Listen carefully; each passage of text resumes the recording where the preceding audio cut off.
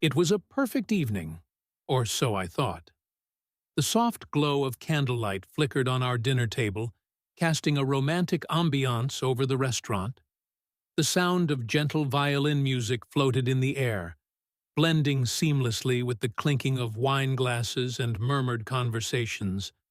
My wife, dressed in a stunning red gown, looked breathtaking. It was our 10th wedding anniversary, a milestone that symbolized love, trust, and the life we had built together.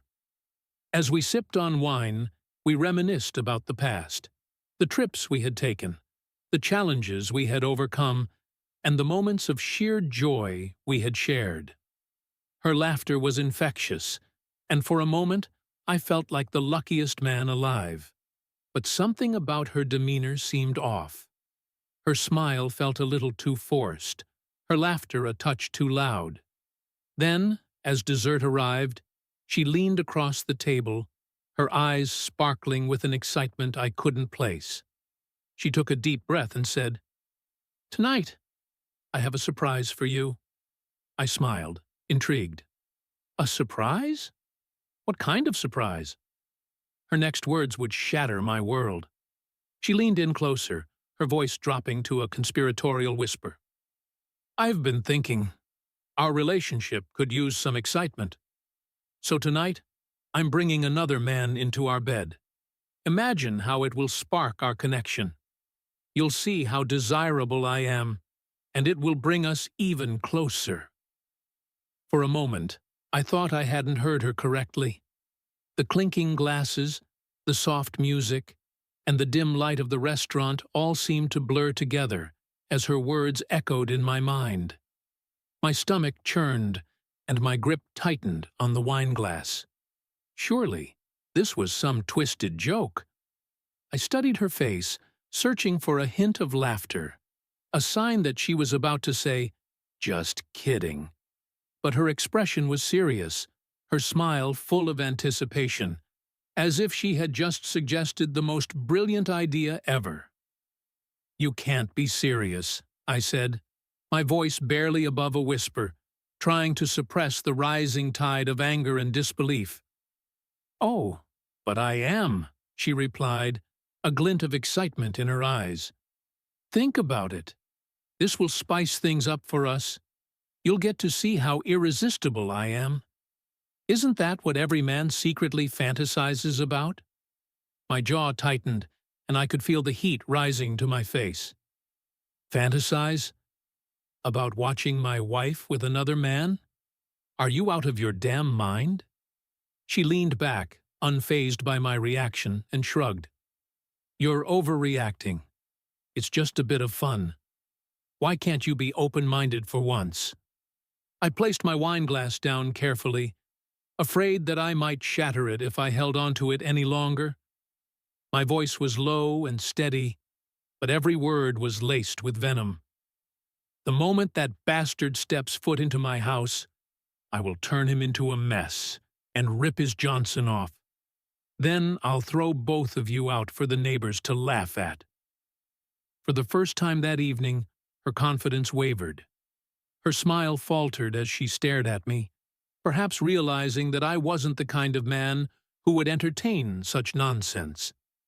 But before she could respond, we were interrupted by the sound of the doorbell. My heart sank as I looked at her, and her expression changed to one of nervous excitement. "I'll get it," she said, rising from her seat, with an eagerness that sent a chill down my spine. "Wait," I said, standing up as well. "Who's at the door?" Her eyes avoided mine, and she stammered, "Just someone I invited." "Someone you invited?" My voice rose slightly, drawing the attention of nearby diners. "You mean the man you were just talking about?" She didn't answer, but the guilty look on her face said it all. I followed her as she hurried toward the restaurant's private entrance.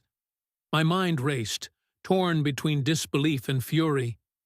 How could she disrespect me like this, on our anniversary, of all nights? She opened the door, revealing a man in his mid-30s, dressed casually in jeans and a leather jacket. He had a cocky smirk on his face, as if he had just won some prize. "So," I said, stepping forward and towering over him, "this is the guy you were planning to bring into our bed?" He glanced at my wife and then at me, his smirk faltering slightly. Yeah. I mean, she said you were okay with this." I laughed bitterly, shaking my head. "Oh, I'm more than okay.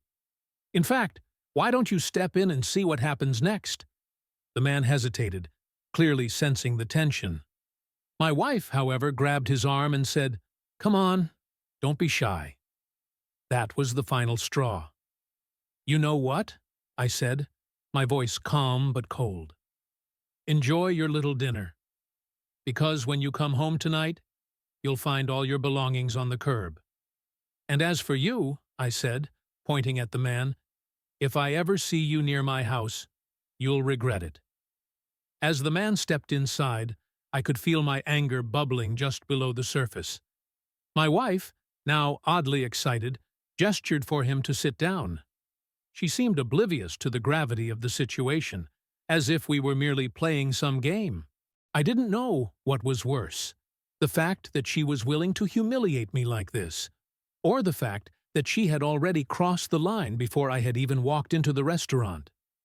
The betrayal wasn't just in the idea, it was in the calmness with which she spoke about it. I turned away and walked toward the back of the room, trying to gather myself.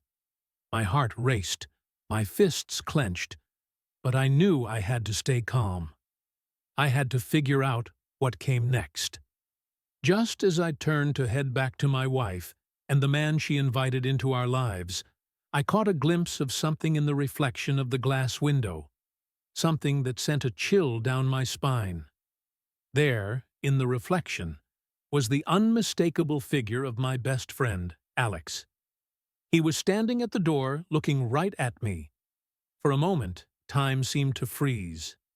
My mind raced. Why is he here? The confusion turned into dread. What was he doing at this moment? At this dinner? "Alex?" I called out, my voice a mix of confusion and suspicion. He stepped inside, his usual easygoing smile nowhere to be found. He looked tense, as though he had walked into a situation far beyond his control.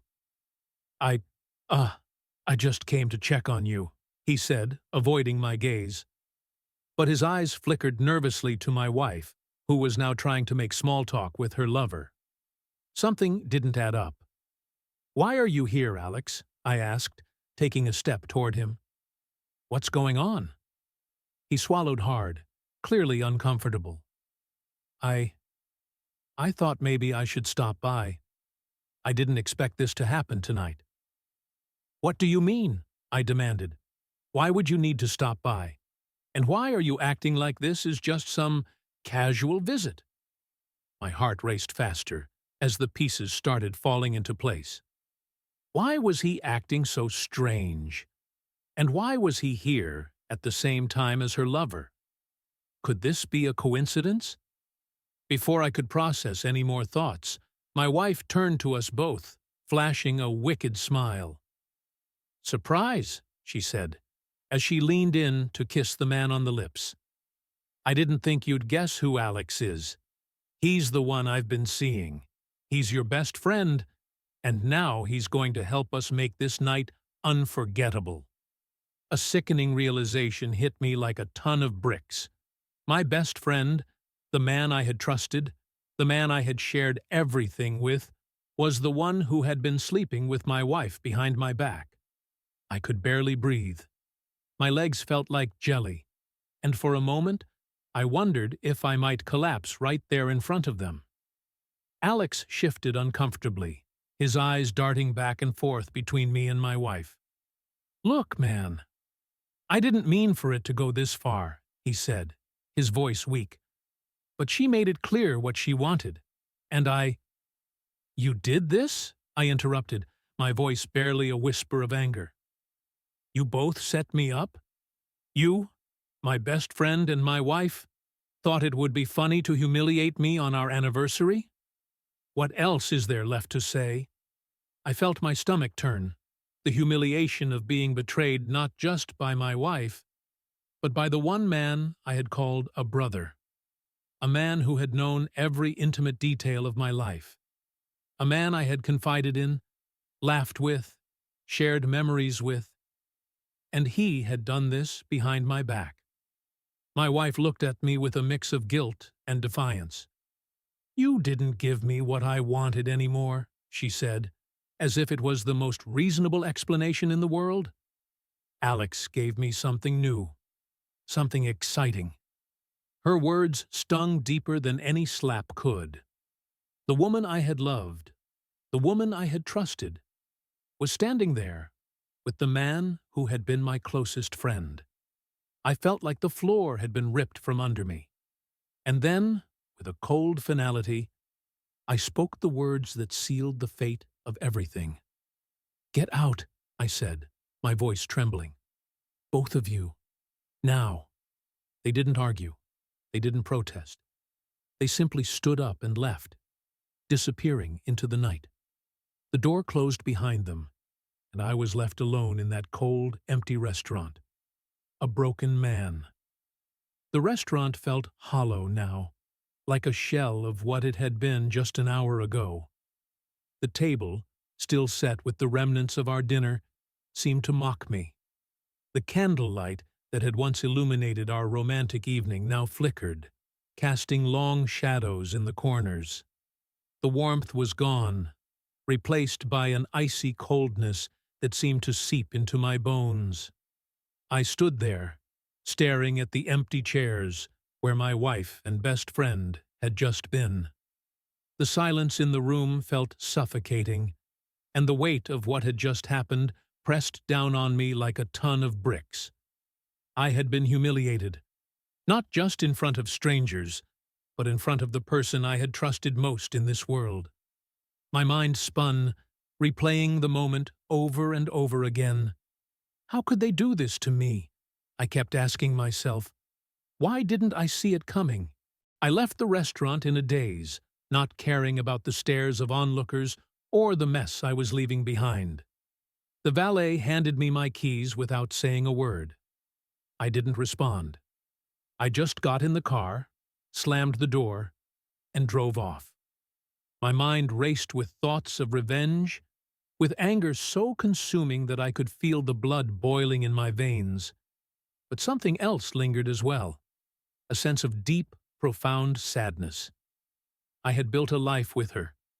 We had dreams, plans for the future. And now it was all gone, destroyed in a single, twisted moment.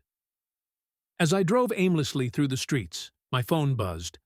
It was a message from my wife. "I'm sorry. I didn't mean for it to get this far. I love you. Please forgive me."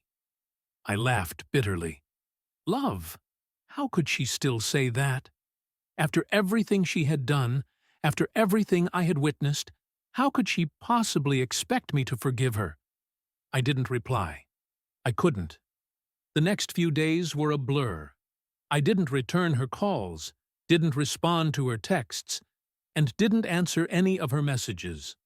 All I wanted was peace, but the chaos she had brought into my life left no room for peace. I contacted a lawyer. The divorce papers were filed the next day. I wasn't sure how I had the strength to do it, but somehow I knew it was the only thing left to do.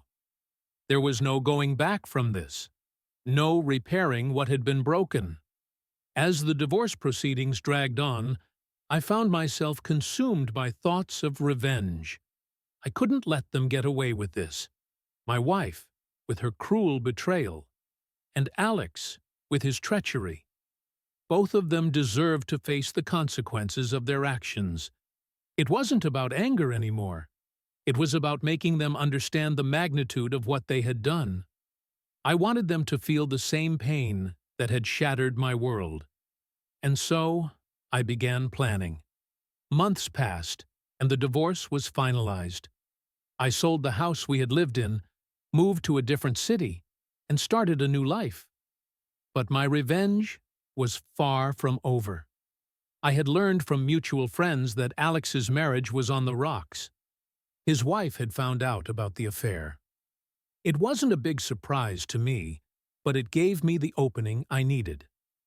I reached out to her. At first, she was hesitant to speak to me. She knew about the affair but didn't know the full story. I carefully told her everything, the details of their betrayal, how they had both conspired to destroy me. As I spoke, I could hear her shock and anger. I offered her support in navigating her marriage's collapse and the emotional chaos that Alex had caused her. But my true aim was something far more calculated. I wanted her to leave him. I wanted her to destroy him, just as he had destroyed me. And I knew she could do it. When she finally filed for divorce, the fallout was devastating for Alex. His reputation was tarnished, his life turned upside down, and the woman he had cheated with, my wife, was nowhere to be found. But my revenge didn't stop there. As Alex's world crumbled around him, I watched from the shadows. His wife left him, and with it, he lost everything. His career, his friendships, and his reputation were all tainted. But I had one final card to play, one last twist in this twisted tale.